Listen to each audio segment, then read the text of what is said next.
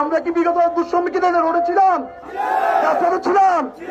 আজকে আপনাদের ভালোবাসায় প্রমাণ করছে আমরা কি। আমরা বলবো আমার ভাইদের বয়স অনেক হয়েছে, আমরা 10 11 সেশনের ছাত্র, আমাদের ভাইদেরকে আমরা সম্মান করি, ওনারা আমাদেরকে একটু উপেক্ষা করেছে, তবে আমরা আমাদেরকে ভালোবাসা দিয়ে বুকে আগলে দেখতে চাই। আমরা কোনো দ্বন্দ্ব চাই না।